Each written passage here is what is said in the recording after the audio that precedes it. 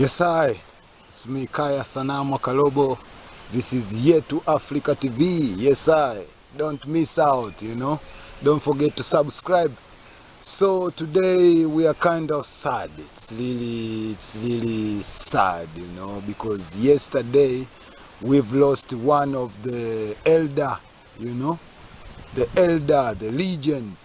When you talk about reggae music, talking about creation of music, of sound, is not anyone else than Lee Scratch Perry. I know a lot of people, you have heard this name, Lee Scratch Perry. If you know music, you must know it. And it's not only reggae music, even hip hop, when you're talking about the history of hip hop, you will scratch your head and you will go back to Lee Scratch Perry, So he passed away yesterday, in Jamaica, Lucia, at the hospital. Up to now yet, we don't know what's the cause of the death, but who is Lee Perry? Who is Lee Perry? So as a year to today, he's, for me, myself, personally, he's my inspirational teacher. He's this special being which has ever existed in this planet, and talking about creating music, because he was experimenting. His music was kind of experimentation, you understand? And through this experimentation, he even came with things like remixes, dubs, like remix even before people knew about the term remix. So I want to give you a short history, very brief, about Lee Scratch Perry. He was born in 1936, 20th of March. He was born as the name was Rainford Hugh Perry. Yes, Rainford Hugh Perry.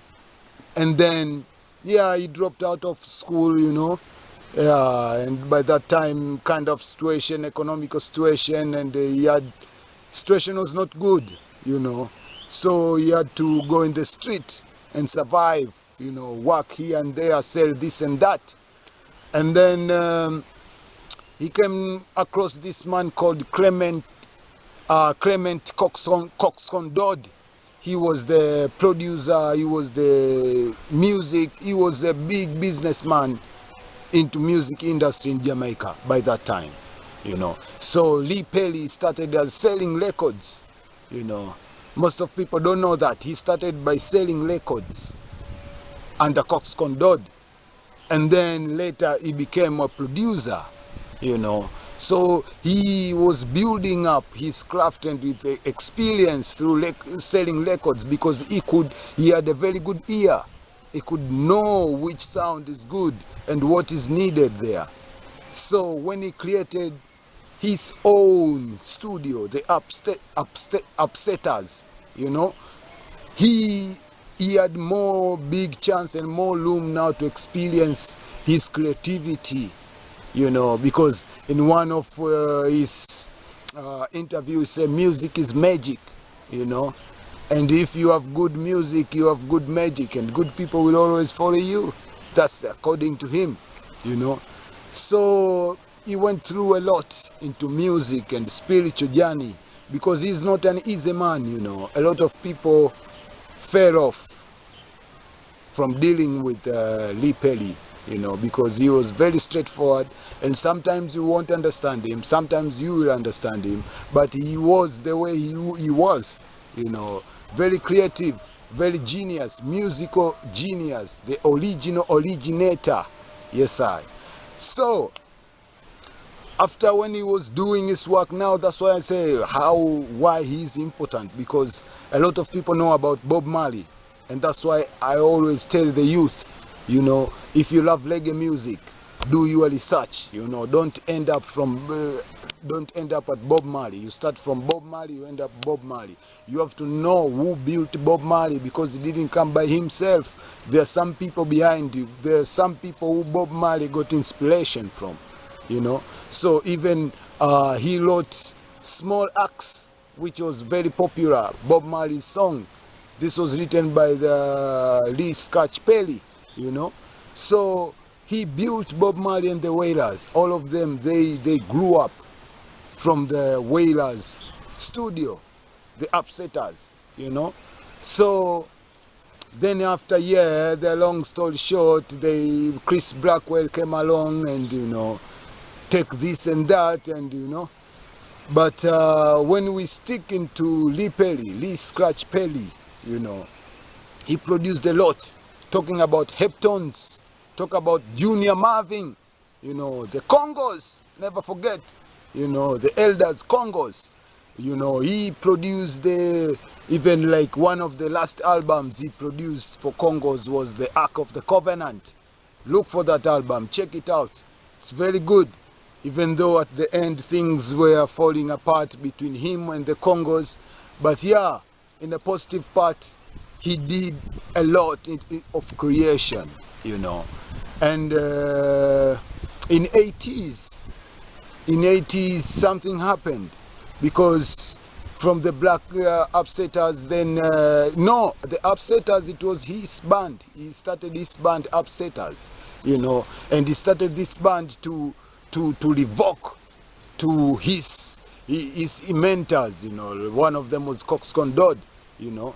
So he started his own label, his own studio, the Black Ark, which he set it in its own yard in Jamaica, you know. And a lot of things happened, a lot of magic happened in Black Ark, man, I'm telling you. A lot of beautiful craft, musical craft were created in under the production of the Black Ark studio, you know. So we have to respect that, and we have to really make that work move on and live forever and ever, because what he has done into contribution of reggae music, even dubs, you know, he's a dub legend, because he was there at the time of creating dubs, mixes, you know, crashing the sound, man, you know. So Lee Scratch Perry, he's the legend. He will live forever and ever, man. You know, we will never forget you, Elder.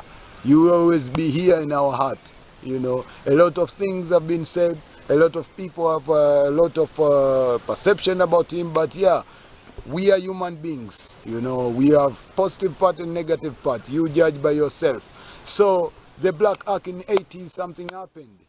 You know, he burnt the studio, you know. And yeah, he was lighting all over this wall of this his yard, and you know, in one interview he said like, yeah, I have to repent from my sin, you know, because I've created this sin, so I have to destroy this sin, and now I'm a born again. That is according to him, Lee Perry Scratch. So after that he had to go to Switzerland, where he married, you know. He started to live with his girlfriend, old-time girlfriend Milel, you know, who is a Swiss woman, yeah. So up to that time, and then he came back to Jamaica. He lived for some time. He wanted some cold, that's what he said. But he continued creating while he was there and performing, because he's the producer, creator, he's a performer, you know, all of that.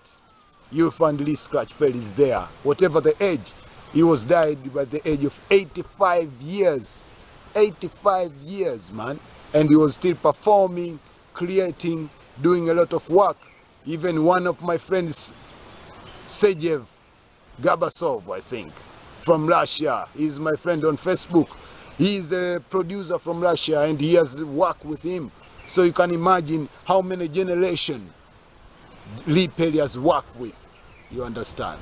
So we have to pay much attention, much respect to him, because he's the legend. So we as Yet to Africa TV, we are sending our elder to rest in peace, rest in power, and we will always carry our work on and on and on and on. Rastafari, ever living, ever sure. Yet to Africa TV.